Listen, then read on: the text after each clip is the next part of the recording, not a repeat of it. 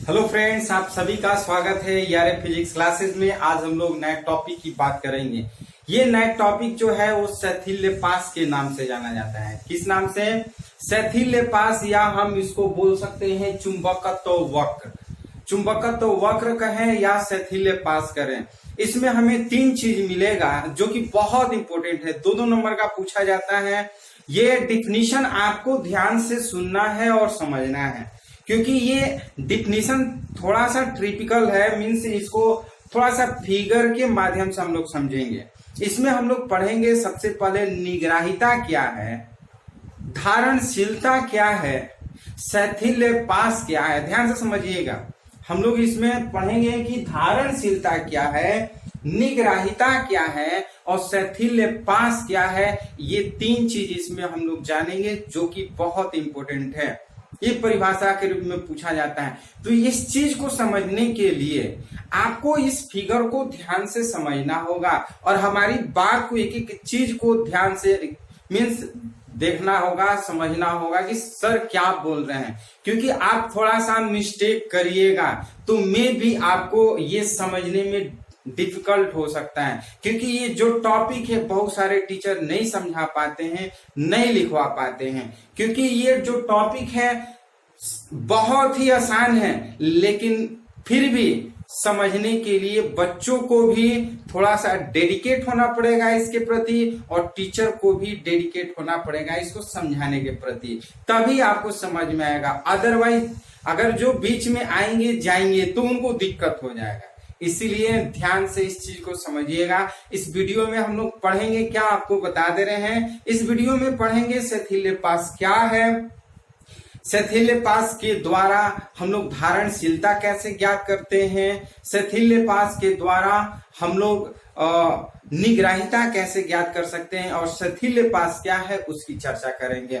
और साथ ही साथ जो अस्थाई चुंबक है और विद्युत चुंबक है उसके बारे में भी हम लोग चर्चा करेंगे। तो ये वीडियो बहुत इंपॉर्टेंट है, तो इस वीडियो को पूरा जरूर आप लोग देखिए।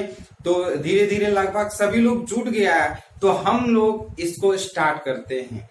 देखिए, जब किसी लौह पदार्थ को मीन्स जब लोहे को किसी परिनलिका के अंदर रखते हैं, क्या जब किसी लोहे को सपोज दैट ये परिनलिका के अंदर किसी लोहा को रखा गया है, ध्यान से समझिएगा। आपके ये असर परिनलिका तो ऐसे होता नहीं है, परिनलिका ऐसा होता नहीं है। परिनलिका हम लोग पढ़ चुके हैं क्या, इस तरह से ऐसे पढ़ चुके हैं, और इसके अंदर सपोज दैट लोहा रखे हैं। तो ये जो फिगर है, मान के चलिए कि ये परिनलिका है और इसके भीतर जो है हम क्या किए हुए हैं, लोहे को रखे हुए हैं। अभी जो है इसमें धारा प्रवाहित नहीं किए हैं, तो इसके अंदर कोई चुंबक नहीं है। मीन्स ये चुंबकीय मीन्स चुंबकत्व को शो नहीं कर रहा है। ध्यान से समझिएगा। जब इसमें धारा, जैसे इसमें धारा धीरे धीरे क्या करते हैं कि धारा प्रवाहित कराते हैं परिनलिका में। अब मान लेते हैं ओ पॉइंट पर ये परिनलिका है, परिनलिका में हम किसी छड़ को रख चुके हैं। अभी इसमें कोई चुंबकत्व नहीं है क्योंकि इसमें कोई धारा प्रवाहित नहीं हो रही है। तो मान लेते हैं ओ बिंदु पर बी चुंबकत्व है, मतलब इसमें कोई चुंबक नहीं है।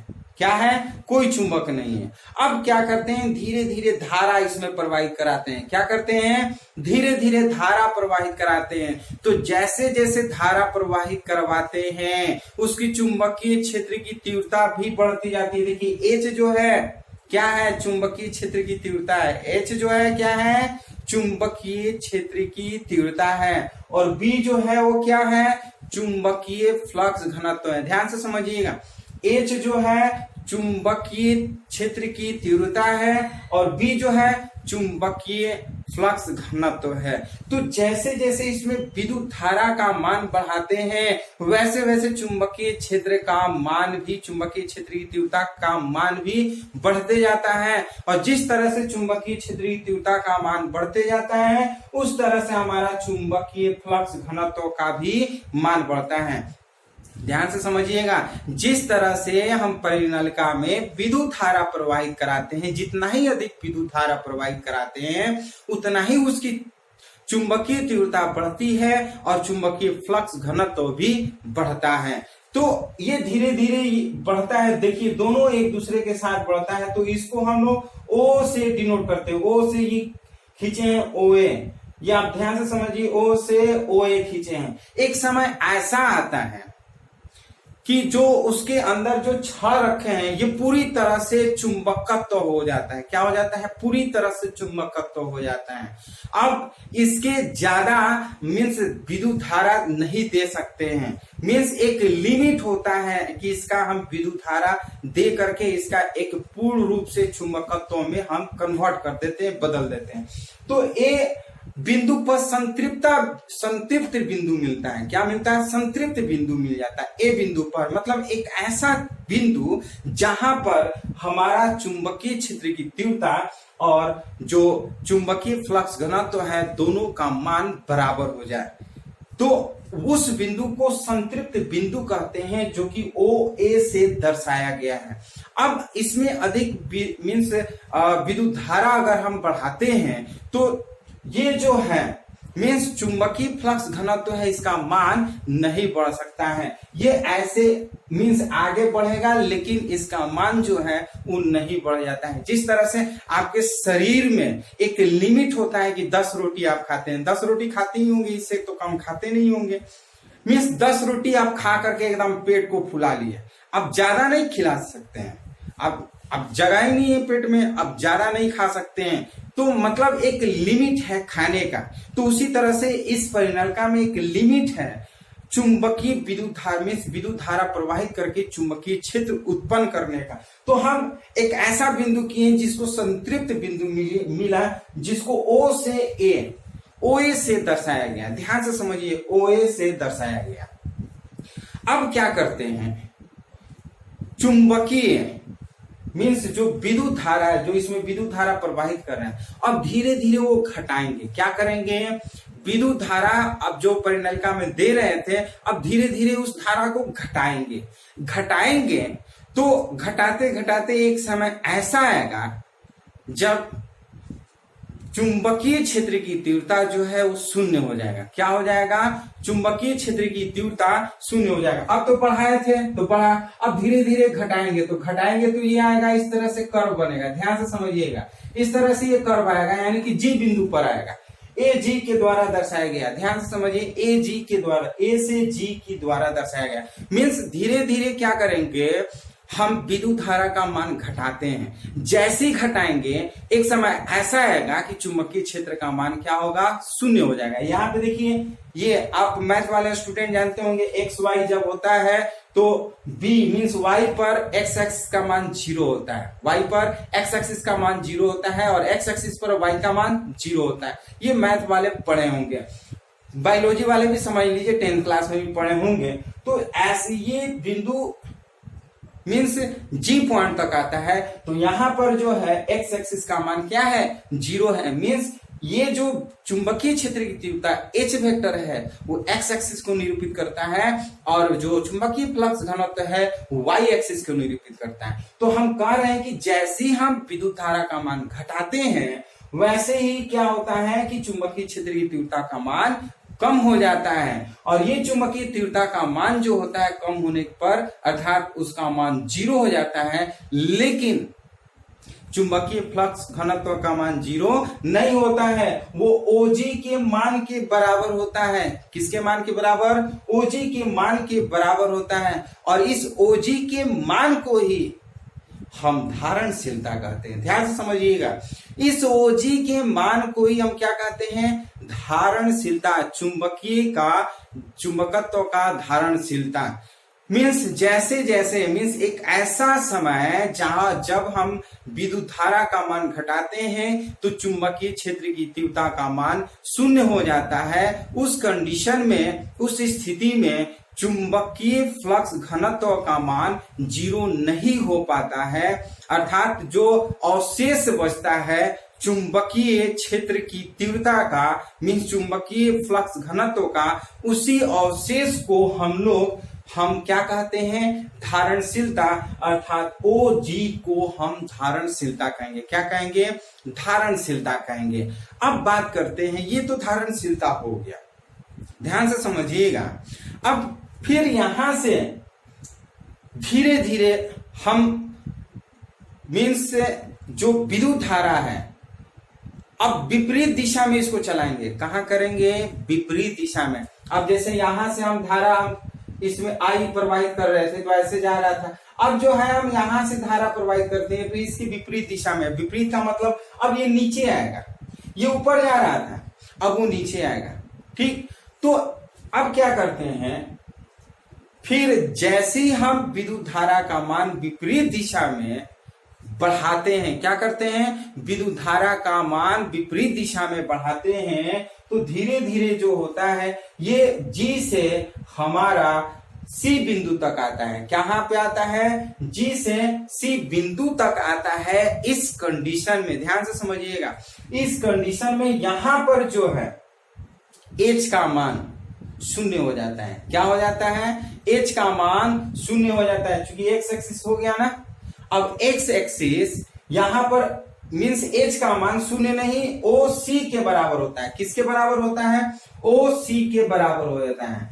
जब धारा का मान हम विपरीत दिशा में उसको कम करते हैं, मीन्स बढ़ाते हैं, विपरीत दिशा में क्या करते हैं, बढ़ाते हैं, तो धारा का मान OC के बराबर होता है। चुंबकीय तीव्रता का मान किसके बराबर हो जाता है, OC के बराबर हो जाता है। और ये OC को हम क्या करते हैं, अभी यहां पर OC यानी कि जो चुंबकीय क्षेत्र की तीव्रता है OC के बराबर हो गया, तो यहां पर चुंबकीय फ्लक्स घनत्व का मान शून्य हो गया। ध्यान से समझिएगा, इस C बिंदु पर चुंबकीय फ्लक्स घनत्व का मान 0 हो गया, क्योंकि ये अब जो है एक्स एक्सिस पे आ गया, और जो चुंबकीय क्षेत्र की तीव्रता है वो OC के बराबर है। किसके बराबर, OC के बराबर है। इस OC बिंदु को हम लोग निग्राहिता कहते हैं। क्या कहते हैं, इस OC बिंदु को हम लोग क्या कहेंगे, निग्राहिता। निग्राहिता कब होगा, जब हम किसी परिनलिका में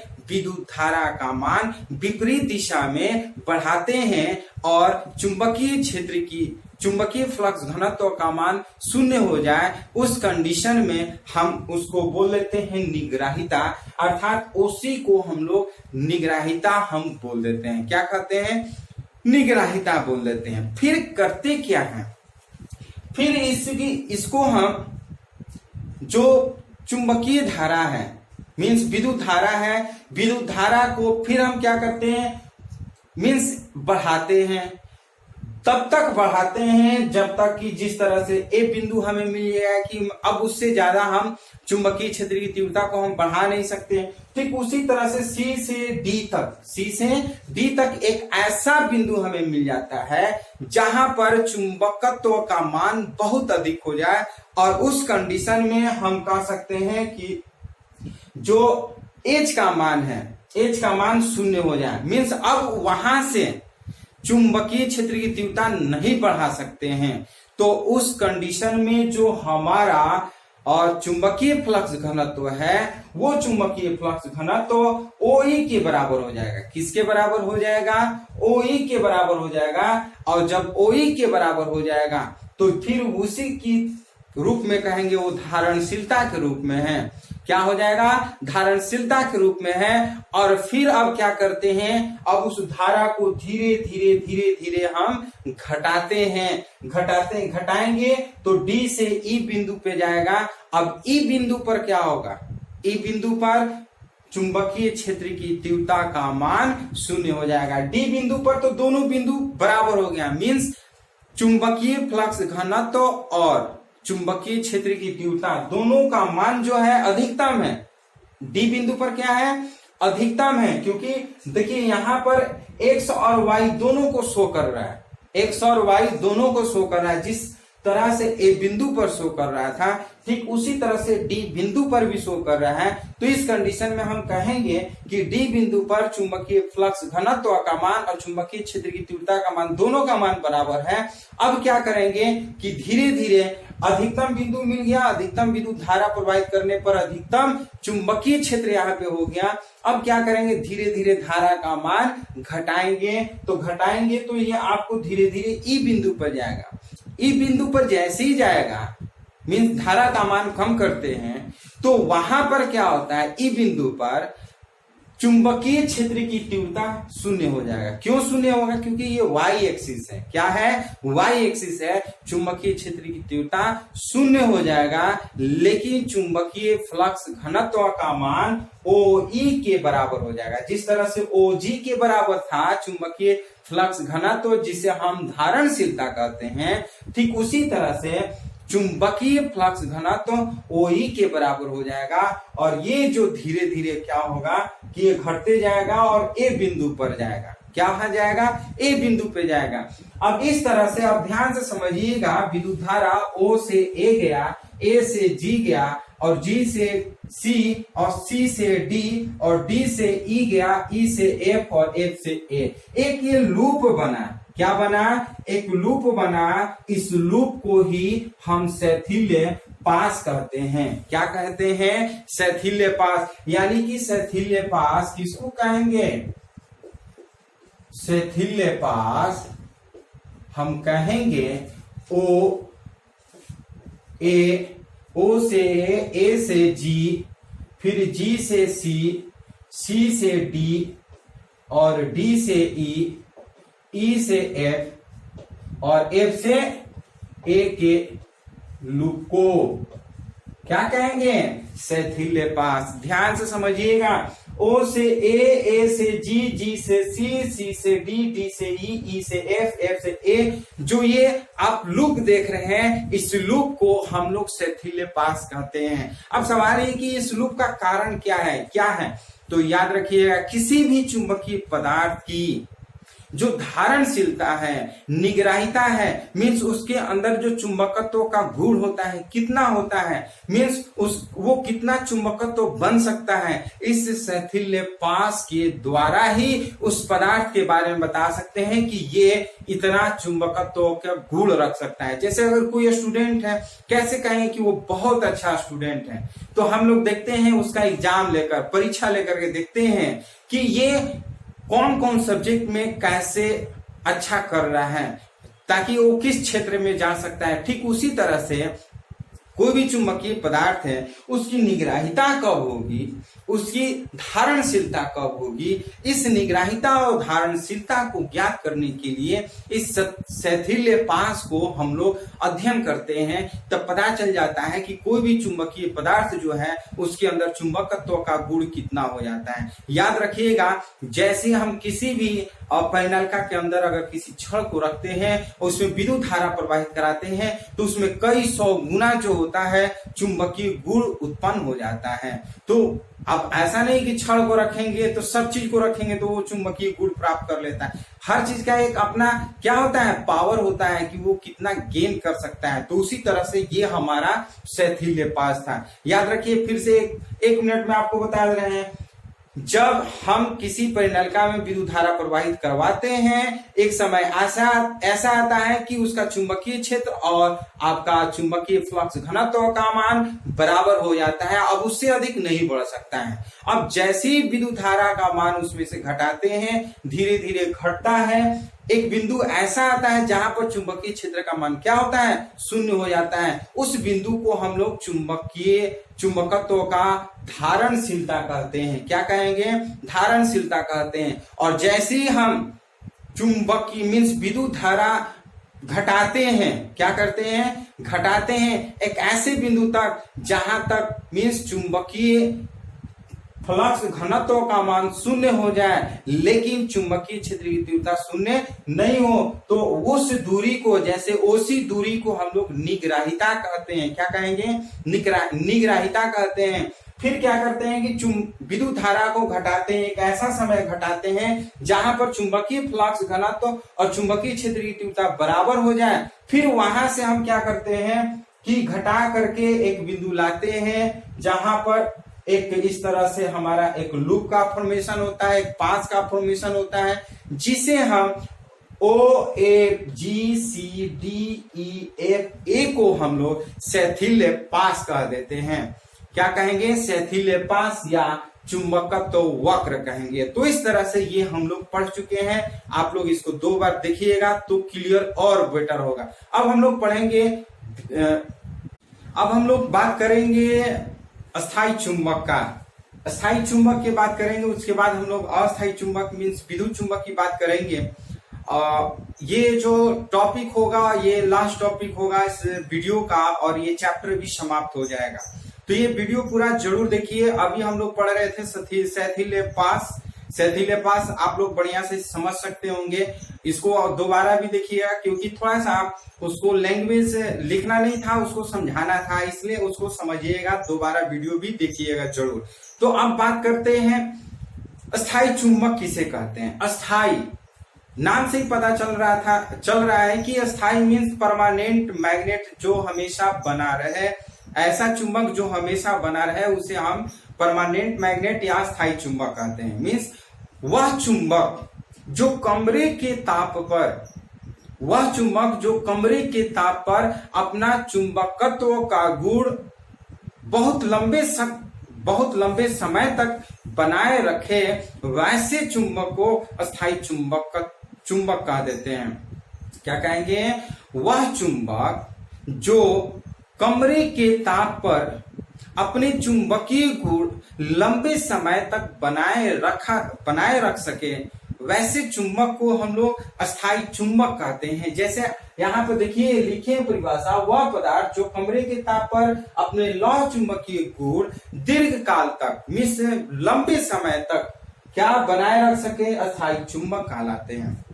याद रखिएगा, वह चुंबक जो अपने कमरे के ताप पर चुंबकीय गुण, लौह चुंबकीय गुण लंबे समय तक दीर्घ काल तक बनाए रख सके, वैसे पदार्थ को, वैसे चुंबक को हम लोग अस्थायी चुंबक कह देते हैं। अस्थायी चुंबक समझ में आ गया होगा। अब बात करते हैं अस्थायी चुंबक कैसे बनाया जा सकता है। देखिए, अस्थायी चुंबक बनाने का 2 कारण बताएंगे, किस तरह से बनाया जाता है, दोनों ध्यान से समझिएगा। सपोज दैट ये जो है लोहा है, इस लोहे को पृथ्वी के उत्तरी ध्रुव और दक्षिणी ध्रुव में रखकर, इस लोहे को पृथ्वी के उत्तरी ध्रुव और दक्षिणी ध्रुव में रखकर इस पे हथौड़े से मार करके इसको अस्थायी चुंबक बनाया जा सकता है। जैसे हमने लिखा है कि अस्थायी चुंबक विभिन्न तरीकों से बनाया जा सकता है। लोहे की एक छड़ को उत्तर दक्षिण दिशा में रखकर बार बार इस पे हथौड़े से प्रहार करके इसको अस्थायी चुंबक बनाया जा सकता है। समझ में आया? फिर से एक बार समझ लीजिए। जब हम किसी लोहे की छड़ को पृथ्वी के उत्तरी ध्रुव और दक्षिणी ध्रुव में रखकर इस पे बार बार हथौड़े से प्रहार कराते हैं, तो ये जो होता है वो अस्थायी चुंबक बन जाता है। दूसरा तरीका यह है कि जब कोई परिनालिका में जब हम किसी लोहे की छड़ को रखते हैं, जब किसी परिनालिका में लोहे की छड़ को रखते हैं उसके अंदर, और उसमें एक नियत दिष्ट धारा, यहाँ पे लैंग्वेज ध्यान से समझिएगा। बहुत बच्चे क्या होते हैं, ध्यान से सुनते नहीं है, और सुनते नहीं है वो गलत चीज समझ लेते हैं। इसलिए ध्यान से सुनने की कोशिश करिए। हम क्या कह रहे हैं कि जब किसी परिनालिका में किसी छड़ को अगर उसके अंदर रखते हैं, रखकर उसके अंदर नियत विद्युत धारा, नियत दिष्ट धारा अगर प्रवाहित कराते हैं, तो वो छड़ जो होता है अस्थायी चुंबक बन जाता है। ऐसे परिनालिका में अगर किसी भी छड़ को रख करके विद्युत धारा प्रवाहित कराते हैं, तो वो जब तक विद्युत धारा प्रवाहित होता है तभी तक वो विद्युत चुंबक बना रहता है। विद्युत चुंबक, ध्यान से समझिए, अस्थायी चुंबक नहीं। जब तक परिनालिका के अंदर छड़ चुंबक रख करके विद्युत धारा प्रवाहित करते हैं, तो वो विद्युत चुंबक बना रहेगा। जैसी विद्युत धारा अगर हटा देते हैं तो वो विद्युत चुंबक नष्ट हो जाता है, मीन्स वो अस्थायी चुंबक हो जाता है। तो हम बात कर रहे हैं कि जब किसी परिनलिका के अंदर छड़ को रख करके उसमें दिष्ट धारा, नियत दिष्ट धारा प्रवाहित कराते हैं तो वो जो बन जाता है अस्थायी चुंबक बन जाता है। अस्थायी चुंबक हम कुछ पदार्थों से बना सकते हैं, जैसे हमारा अस्थायी चुंबक बनाने के लिए जो पदार्थ है एल्निको है, कोबाल्ट स्टील है, टिकोनोल है। ये जो है मिश्र धातु, जैसे एल्निको की बात करें तो एल्निको में फेरस है, मीन्स आपका लोहा है, एल्युमिनियम है, निकल है, कोबाल्ट है और कॉपर मीन्स तांबा। तो ये सब पदार्थ, ये सब जो धातु हैं मिलकर के एक मिश्र धातु बन जाते हैं जिसे हम एल्निको कहते हैं। इस एल्निको से हम अस्थायी चुंबक बना सकते हैं, या कोबाल्ट स्टील से अस्थायी चुंबक बना सकते हैं, या फिर हम टिकोनॉल से अस्थायी चुंबक बना सकते हैं। तो ये अस्थायी चुंबक समझ में आ गया होगा। फिर से एक बार हम आपको परिभाषा समझाना चाह रहे हैं, ध्यान से समझिएगा। अस्थायी चुंबक ऐसा चुंबक जो कमरे के ताप पर अपने लौह चुंबकीय गुण लंबे समय तक, दीर्घ काल तक बनाए रख सके, वैसे चुंबक को हम लोग अस्थायी चुंबक कहते हैं। अस्थायी चुंबक भिन्न भिन्न तरीकों से बनाए जा सकते हैं, जैसे किसी छड़ को अगर पृथ्वी के उत्तर और दक्षिण दिशा में रखकर इस पे बार बार हथौड़े से पीटा जाए तो यह अस्थायी चुंबक बन जाता है। या फिर दूसरा तरीका यह है कि जब किसी परिनलिका के अंदर हम किसी छड़ को अगर रखते हैं और उस परिनलिका में अगर नियत दिष्ट धारा प्रवाहित कराते हैं तो वो छड़ जो है वो अस्थायी चुंबक बन जाता है। अस्थायी चुंबक बनाने के लिए कुछ भिन्न प्रकार के पदार्थ होते हैं, जैसे हमारा और टिकोनोल, कोबाल्ट स्टील और एल्निको, ऐसे पदार्थ से हम अस्थायी चुंबक बना सकते हैं। तो ये अस्थायी चुंबक हो गया। अब हम लोग बात करेंगे विद्युत चुंबक का। क्या चीज? विद्युत चुंबक। और ये जो है वो लास्ट टॉपिक है। इस वीडियो को पूरा देखिए और रिवीजन करके देखिए, क्योंकि बहुत इंपॉर्टेंट वीडियो है। तो फिर हम लोग अस्थायी चुंबक पढ़ने के बाद विद्युत चुंबक की बात करेंगे। क्या पढ़ेंगे? विद्युत चुंबक। ठीक, अब हम लोग बात करेंगे विद्युत चुंबक का। विद्युत चुंबक हम लोग पढ़ेंगे। इसके पहले हम लोग पढ़ चुके हैं स्थायी चुंबक और मीन्स सेथिलेपास। ये दो टॉपिक पढ़ लिए। तीसरा और लास्ट टॉपिक पढ़ने जा रहे हैं जो कि बहुत इंपॉर्टेंट है। ये जैसे ही टॉपिक खत्म होगा, समझिए ये चैप्टर जो है वो विद्युत चुंबक मीन्स जो चुंबकत्व तथा चुंबकीय पदार्थ था, ये चैप्टर समाप्त हो जाएगा। ये चैप्टर समाप्त हो जाएगा तो कल से हम लोग नए चैप्टर मीन्स न्यू डे से मीन्स नए चैप्टर का हम लोग बात करेंगे। तो इस चैप्टर में ये लास्ट टॉपिक है जो आप बहुत बढ़िया से समझ लीजिए। स्थायी मीन्स जो विद्युत चुंबक है। विद्युत चुंबक किसे कहते हैं? ध्यान से समझिएगा। विद्युत चुंबक मीन्स चुंबक ऐसे लौह चुंबकीय पदार्थों के बने होते हैं। चुंबक ऐसे लौह चुंबकीय पदार्थ के बने होते हैं जिसकी चुंबकशीलता बहुत अधिक, जिसकी चुंबकशीलता बहुत अधिक और धारणशीलता बहुत कम होती है। ये जो लाइन है, धारणशीलता कम और चुंबकशीलता बहुत अधिक, ये लाइन को हमेशा याद रखिएगा, क्योंकि ऑब्जेक्टिव में बहुत बार पूछ चुका है कि जो विद्युत चुंबक होता है, विद्युत चुंबक की धारणशीलता या चुंबकशीलता कौन अधिक कौन कम होता है। 4 ऑप्शन दिया रहता है। इस 4 ऑप्शन में ये याद रखिएगा, जो चुंबकशीलता का मान होता है बहुत अधिक और धारणशीलता का मान बहुत कम होती है, याद रखिएगा। तो हम क्या कहेंगे? विद्युत चुंबक का परिभाषा कहेंगे, विद्युत चुंबक ऐसे चुंबकीय पदार्थों के बने होते हैं जिसकी चुंबकशीलता बहुत अधिक होती है, जिसकी चुंबकशीलता बहुत अधिक होती है और धारणशीलता जो होती है बहुत कम होती है। धारणशीलता बहुत कम होती है। और अगर विद्युत चुंबक अगर हमें बनाना हो तो नर्म लोहा यूज करते हैं। ये भी कभी कभी ऑब्जेक्टिव पूछता है कि कौन से ऐसे पदार्थ है जो विद्युत चुंबक बनाने में सबसे अच्छा पदार्थ है। तो नर्म लोहा को याद रखे रहिएगा। नर्म लोहा जो है विद्युत चुंबक को बनाने में सबसे अच्छा उपयुक्त पदार्थ है। तो कैसे है आपको बता रहे हैं। जब कोई परिनलिका में, किसमें? परिनलिका में जब नर्म लोहे की छड़ को रख देते हैं, क्या चीज? जब नर्म लोहे की छड़ को रख देते हैं और उसमें हम विद्युत धारा प्रवाहित कराते हैं, तो उस परिनलिका का जो चुंबकीय क्षेत्र होता है, चुंबकत्व का मान होता है, उसका मान कई 100 गुना बढ़ जाता है। याद रखिएगा, जब किसी परिनलिका में अगर हम किसी नर्म लोहे को रख देते हैं तो उस परिनलिका का चुंबकीय क्षेत्र, चुंबकत्व का मान कई 100 गुना बढ़ जाता है। याद रहेगा ना। तो हम कहेंगे क्या, चुंबकीय, विद्युत चुंबकीय। बहुत सारे बच्चे कहेंगे सर हमको टाइम नहीं दिए, मीन्स स्क्रीनशॉट लेने के लिए। तो कुछ चीजें ऐसे हैं कि आप सुन करके लिखिए। सब चीज स्क्रीनशॉट लीजिएगा तो सुनिएगा कब सुन करके लिखिएगा, सुनने की भी कोशिश करिए। इसलिए इसमें आपको स्क्रीनशॉट देंगे टाइम, आराम से लिख लीजिएगा। उसमें भी कोई खास ऐसा नहीं था, आराम से उसमें भी आप अपने से बना करके लिख सकती हैं। समझ लीजिए, देखिए ध्यान से, सबसे पहले समझने की कोशिश करिए, सुनने की कोशिश करिए। जब सुन लीजिएगा, समझ लीजिएगा, तो उसको आप अपने से लिखने की कोशिश करिए। सिर्फ छापने की कोशिश मत करिए, छापने से कोई फायदा नहीं है। जो सुन करके याद होगा, देख करके समझ में आएगा, वो आप कॉपी पे लिख लीजिएगा एक बार। वो बार बार आप पढ़ नहीं सकती है, लेकिन जो हम बोल रहे हैं, जो हम पढ़ा रहे हैं, वो आपको दिमाग में बैठ जाएगा।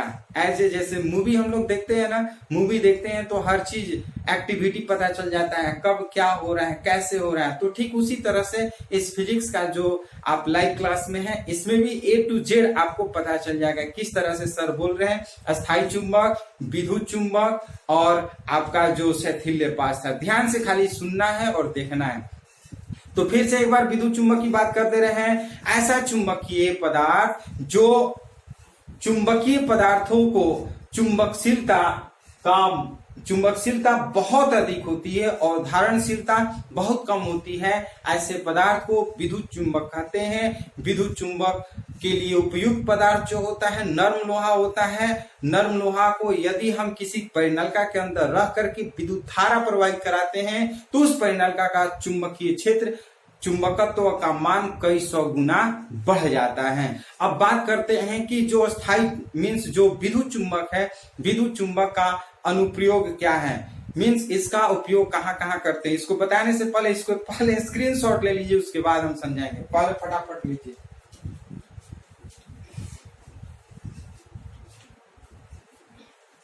चलिए स्क्रीनशॉट ले लिए हैं। कभी कभी क्या होता है कि पढ़ाने के मीन्स हम लोग इतना जोश में पढ़ाते हैं कि पता ही नहीं चलता है कि बच्चों को स्क्रीनशॉट भी लेने का टाइम दे, कभी कभी भूल जाता है। तो आप कम से कम देखिए कि कब हमको स्क्रीनशॉट लेना है। जैसे साइड में हो गए तो एक बार ले लिए, कभी इधर साइड में हो गए तो इधर ले लीजिए। जहां हमको मीन्स हमारा बॉडी है वहां पर दिखाई नहीं दे रहा तो 2 बार ले लीजिए। जरूरी नहीं कि एक बार में ही सारा स्क्रीनशॉट लेकर के ही लिखें, 2-3 बार भी आप ले सकती है। आप फ्रीडम है, आप जितना बार लेना है स्क्रीनशॉट ले सकती है। तो बात कर रहे हैं अनुप्रयोग का। जो विद्युत चुंबकीय है इसका अनुप्रयोग क्या है। पहला अनुप्रयोग जो है बड़े आकार के विद्युत चुंबकीय, जो बड़े आकार के विद्युत चुंबकीय होते हैं, बड़े बड़े फैक्ट्रियों में यूज होते हैं। क्यों? क्योंकि लोहे को जो फौलादे हैं उनको एक जगह से दूसरे जगह शिफ्ट करने के लिए। अब मान लेते हैं ये बहुत बड़ा है तो आदमी तो टांगेगा नहीं, तो क्रेन क्या करता है, उसमें चुंबक लहराता है। ऐसे आएगा, ये सटेगा और इसको सटा करके उठा करके रख देगा। पकड़ता नहीं है, सटाएगा और वहां पे रख देगा, छोड़ देगा। चुंबकीय क्षेत्र वहां पे हटा देगा, मीन्स नीचे आ जाएगा। तो मीन्स जो अस्थायी चुंबक होते हैं, विद्युत चुंबक, वो ऐसे होते हैं। अब मान लेते हैं अभी इसमें क्या किए, करंट दिए तो इसमें विद्युत चुंबक आ गया, इसमें सटा दिए। अब वहां पर ले जाकर क्या किए कि करंट वहां से हटा दिए तो नीचे आ गया।